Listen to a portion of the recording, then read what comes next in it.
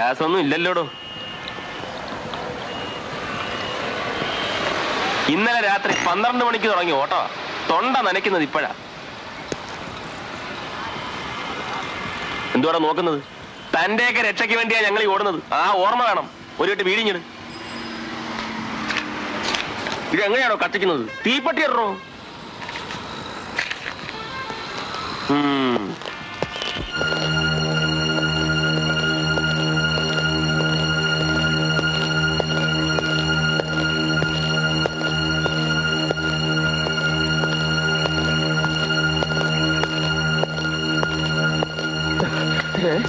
ഭദ്രകാളിയാ നിന്നെ ഒറ്റയ്ക്ക് എന്റെ മുമ്പിൽ കൊണ്ടുവന്നത്. നിന്റെ ചോര കണ്ടിട്ട് ഇനിമേ കഴിയുള്ളൂ.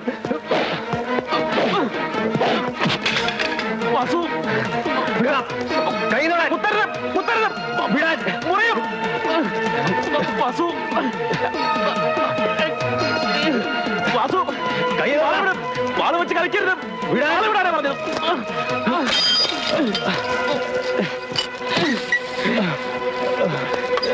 നാരായണ സാറേ, അബ്ദുൽക്കായോ ഓടിവായോ, ഞാൻ മരിവാൾ വാസുവിനെ പിടിച്ചേ. സത്യമായി ഞാൻ സ്വർണ്ണക്കട കേട്ടില്ല. ഇങ്ങോട്ട് നോക്കിയേ, എന്നെ ഇപ്പൊ ഒന്ന് വിട്ടു തന്നാ ശരിക്കുള്ള കള്ളനെ ഞാൻ കണ്ടുപിടിച്ചു തരാം. അതിന് പുറമെ ഒരാഴ്ചക്ക് സാറിന് 501 രൂപയും കൊണ്ടുതരാം. ഇപ്പൊ ഇതങ്ങ് പിടിച്ചാട്ടെ. മനസ്സറിഞ്ഞ് ഇത്രയും രൂപ എന്റെ ഉള്ളൂ.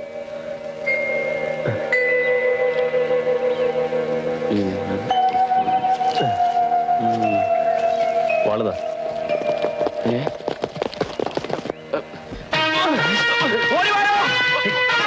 എന്റെ രൂപയും മേടിച്ച് നീ എന്നെ വഞ്ചിച്ചു അല്ലണം. തൊണ്ടി ഓടിക്കുന്നതാ, ഇടിച്ചെന്റെ നട്ടലിയാ ഓടിക്കും.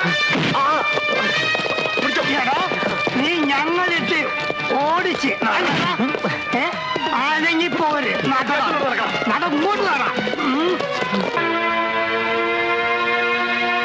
സത്യം പറയടാ തെണ്ടി, തൊണ്ടി സാധനം എവിടെ ഉണ്ട്? എനിക്കൊന്നും അറിയില്ല സാർ.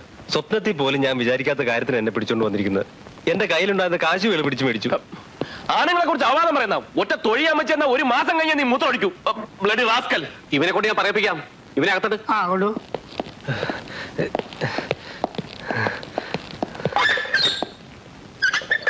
എന്റെ പ്രഭാകര, ഇനി 2 ദിവസമുള്ളൂ ഞാനിവിടെ. റിട്ടയർമെന്റ് ആവുന്നതിന് മുമ്പ് എനിക്ക് ഇതിൽ പരൊരു സന്തോഷം പറയാനില്ല. സത്യം പറയല്ലേ സാർ, ആദ്യം കണ്ടത് പ്രഭാകരന, പ്രതീക്ഷിക്കാതെ ജീവൻ പണയം വെച്ച് പിടിച്ചത് പ്രഭാകരന. Good, very good, keep it up. വടിവാള് കൊണ്ടുള്ള വെട്ടേറ്റ് ചാവുമെന്ന് കരുതിയതാ. എത്ര വീശാണോ അവൻ വീശിയത്? പ്രതീക്ഷിച്ചിട്ടില്ലല്ലോ. നിന്റെ ശരീരത്തിൽ ഒരു പോറൽ പോലും കാണാത്ത. പോറലൊക്കെ ഉണ്ട്, പക്ഷെ കാണിക്കാൻ പറ്റാത്ത സ്ഥലത്താണ് സാർ. ഓ സാരില്ല സാരില്ല.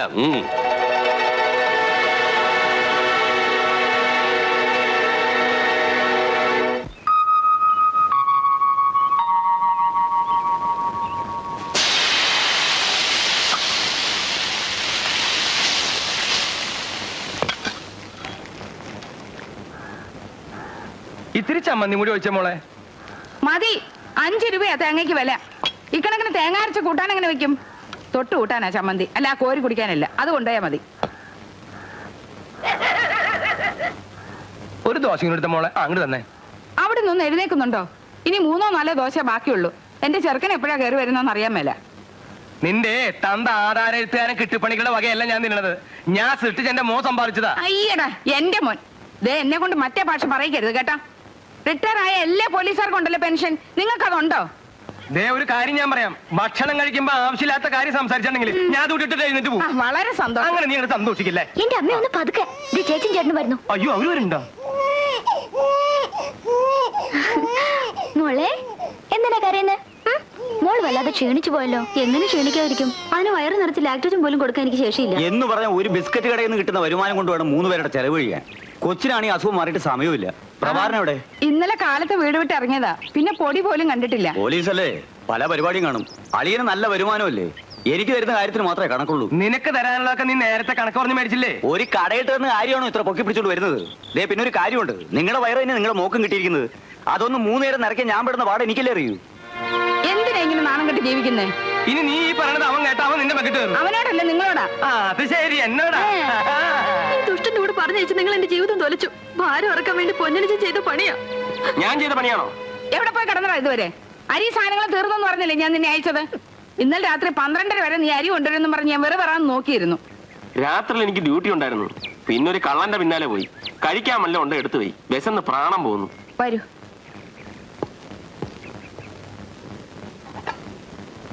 അയ്യോ ഇഡലിയില്ലേ? എന്താമേ? ഇതിനകത്തിരുന്ന ദോശ എവിടെ? എനിക്കറിയില്ലമ്മേ. അത് ഞാനെടുത്ത് തിന്നു. എന്റെ ദൈവമേ, ഈ മനുഷ്യന്റെ വയറ് എന്തുകൊണ്ടാണ് ഉണ്ടാക്കി വെച്ചിരിക്കുന്നേ? എന്റെ ചെറുക്കനെ ഞാനിനി എന്ത് കൊടുക്കും? സാരമില്ലമ്മേ, എന്റെ വിശപ്പ് പോയി. പ്രഭാര, മോളുടെ അരയിലെ കറുപ്പേട് കാണുമ്പോ ആളുകൾ അവളോട് ചോദിക്കുക, അമ്മാവും പൊന്നരഞ്ഞാണം മേടിച്ചെന്നില്ലേ മക്കളേന്ന്. പൊന്നരഞ്ഞാണം. ഈ വീട്ടിൽ 3 നേരം തീ പുകയുന്നത് കാണാൻ ഞാൻ പെടുന്ന പാട് എനിക്കേ അറിയൂ. സൗദാമന് പറഞ്ഞത് നേരാ. ആദ്യത്തെ കൊച്ചിന് അമ്മാവന് അരിഞ്ഞാണം തീർത്തു കൊടുക്കേണ്ടത്. അതാ നമ്മുടെ കുടുംബത്തെ പതിവ്. എന്നിട്ട് നിന്റെ ആങ്ങളെ ഇവന് അരിഞ്ഞാണം തീർത്തു കൊടുത്തോ? നിങ്ങളൊന്നും മിണ്ടായിരിക്കുന്നുണ്ടോ? പെൺമക്കളുടെ കല്യാണം നടത്തണം, അവരുടെ ഭർത്താക്കന്മാർക്ക് ജോലി ഉണ്ടാക്കി കൊടുക്കണം, അവർക്ക് കൊച്ചുങ്ങൾ ഉണ്ടായാൽ ആഭരണങ്ങൾ ഉണ്ടാക്കി കൊടുക്കണം. ഞാനും അമ്മയുടെ വയറ്റിൽ തന്നെയല്ലേ പറഞ്ഞത്. എനിക്ക് വയസ്സ് 10-32 എന്റെ കല്യാണത്തെ പറ്റി അമ്മ ഇതിനായിട്ട് ചിന്തിച്ചിട്ടുണ്ടോ? അങ്ങനെ ചോദിക്കും മോനെ. നീ കല്യാണം കഴിച്ച് വേറെ താമസിക്കേ, ഞാൻ നിന്റെ കൂടെ വരാം. ഈ ഭദ്രകാളിയുടെ കൂടെയുള്ള പൊറുതി എനിക്ക് മതിയായി. എനിക്ക് ജീവിതം തന്നെ മതിയായി. എടാ മോനെ, നിന്റെ കല്യാണക്കാര്യം ഞാൻ ആലോചിക്കാഞ്ഞിട്ടല്ല. നീയും കൂടെ കല്യാണം കഴിച്ച് പ്രാരാബ്ധക്കാരനായ പിന്നെ എങ്ങനെ ഇവളെ ഒരുത്തന്റെ കൂടെ പറഞ്ഞു വിടും? ഭർത്താവ് ചൊവ്വല്ലെന്ന് കണ്ട ഭാര്യ പ്രസവിക്കേണ്ടത് വെക്കണം. മഹാഭാവി, എന്റെ ചെറുക്കനെ വെറുമേരോട് ഇറക്കി വിട്ടിട്ട് ഈ ഏമ്പക്കം വിടുന്ന കണ്ടില്ലേ? അയ്യടാ,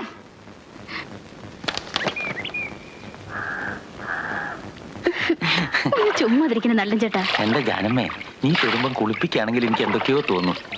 സാരി മുഴുവൻ നനയട്ടെ, നമുക്ക് ഒരുമിച്ച് കുളിക്കാം. വെറുതെ ഇരിക്കുന്നു. അച്ഛാ, പോലീസ് അമ്മ വന്നു. ആ അതാ വരുന്നു.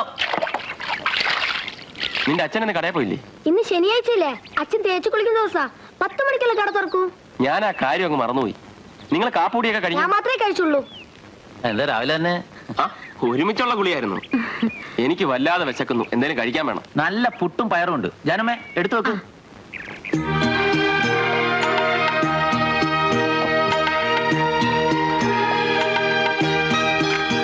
അല്ല, നീ വീട്ടിൽ നിന്നല്ലേ വരുന്നേ? അത് വീടാണോ? എനിക്ക് മടുത്തു നല്ലഞ്ഞ. കടം വാങ്ങി ഞാൻ മുടിഞ്ഞു. ശമ്പളം വാങ്ങുന്ന ദിവസം സ്റ്റേഷനിലുള്ള ഒറ്റ പോലീസുകാരൻ എന്റെ മുഖത്ത് നോക്കത്തില്ല. ഞാൻ പിന്നെയും കടം ചോദിക്കുമെന്ന അവരുടെ പേടി. സാരമില്ലടാ, എല്ലാം ശരിയാവും.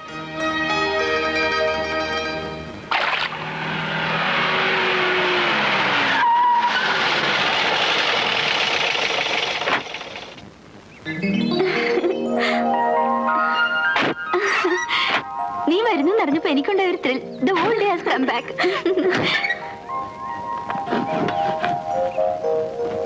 ഇതാ ഇത് 200. ഇനി 200 കൂടി തന്നാലേ കണക്ക് ശരിയാവും. 200 മതിയെന്നല്ലേ അവിടുന്ന് പുറപ്പെടുമ്പോ താൻ പറഞ്ഞത്? അത് 1 വേ. ഞാൻ കാലിയായിട്ട് തിരിച്ചു പോണ്ടേ?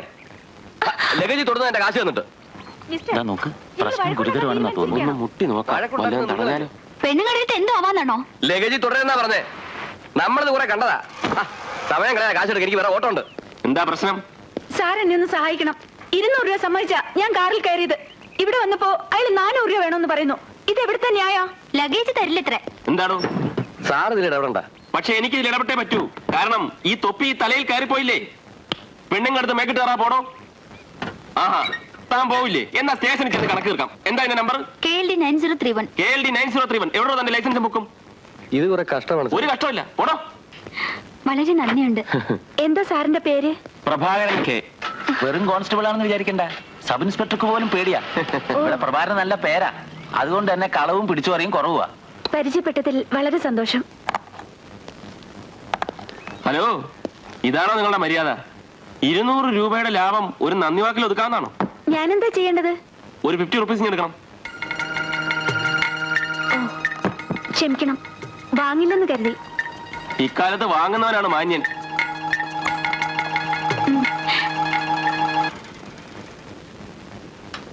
ആ പൈസ മേടിച്ച് ഏതായാലും ശരിയായില്ല. തൽക്കാലം നീ ഇതങ്ങോട്ട് പിടിക്ക്. ഞാൻ തരാനുള്ള 2150 കുറയട്ടോ. ഇല്ലാത്ത കുറ്റം ഉണ്ടാക്കി നീ നകത്താക്കി. നിനക്ക് ഞാൻ വെച്ചിട്ടുണ്ട്. ആ, നീ എപ്പോ വന്നു? ശകലം മുമ്പേ. ആ നാറാവിള്ള ചേട്ടന് വേറെ ജോലിയൊന്നുമില്ല. രാവിലെ വന്ന വഴിക്ക് ബസ് സ്റ്റാൻഡിൽ നിന്ന് പിടിച്ചെന്നെ പോക്കി. സത്യം പറയടി, ഇന്ന് എത്ര പേരെ പോക്കറ്റ് അടിച്ചു?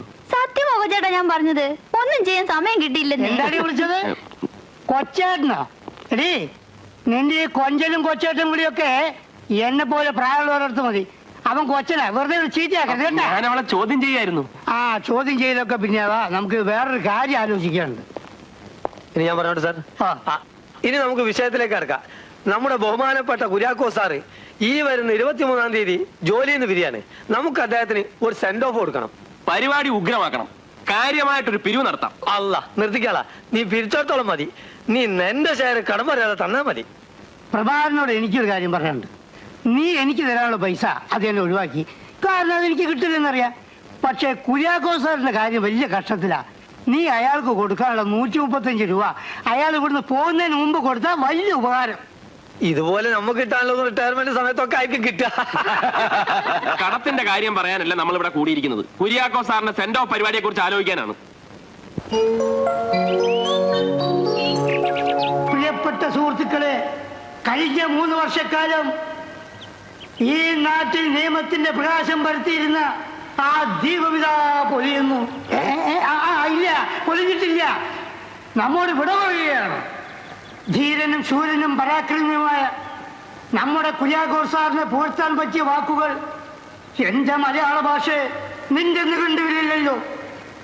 ഇങ്ങനൊരവസ്ഥ വരുമെന്ന് ഞാൻ പ്രതീക്ഷിച്ചില്ലല്ലോ. അതുകൊണ്ട് അടുത്തതായി പോലീസ് കലാസമിതിയുടെ സെക്രട്ടറി കോൺസ്റ്റബിൾ കെ പ്രഭാകരനെ നിങ്ങളുടെ പ്രസംഗത്തിന് ക്ഷണിച്ചുകൊള്ളുന്നു.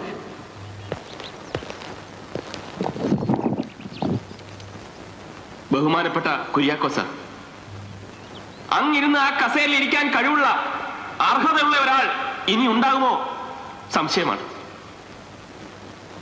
ആ കസേരയിലേക്ക് നോക്കുമ്പോൾ ഇനി എനിക്കും എന്റെ സഹപ്രവർത്തകർക്കും പൊട്ടിക്കരയാതിരിക്കാൻ കഴിയുമോ?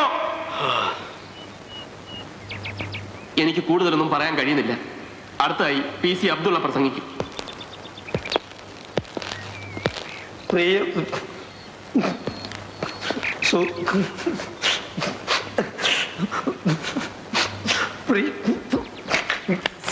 സാരല്ല.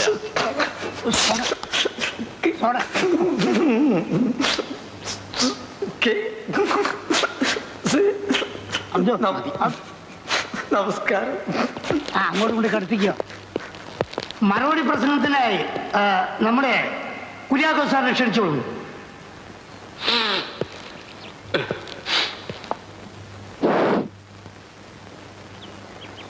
സ്നേഹിതരെ, സഹപ്രവർത്തകരെ, ഇത്രയും വിപുലമായ ഈ യാത്രയപ്പിന് എങ്ങനെയാണ് നന്ദി പറയേണ്ടതെന്ന് എനിക്ക് അറിഞ്ഞുകൂടാ. എന്റെ സഹപ്രവർത്തകരെ വിട്ടുപിരിയുന്നതിൽ എനിക്ക് അങ്ങേയറ്റം സങ്കടമുണ്ട്. പക്ഷെ പോകാതിരിക്കാൻ പറ്റില്ലല്ലോ. ഏതായാലും ഈ ദുഃഖവളിയിൽ പ്രഭാകരന്റെ നേതൃത്വത്തിലുള്ള നമ്മുടെ കലാസമിതിയുടെ കലാപരിപാടികൾ കണ്ട് ആസ്വദിച്ച് അല്പമെങ്കിലും ആശ്വസിക്കും.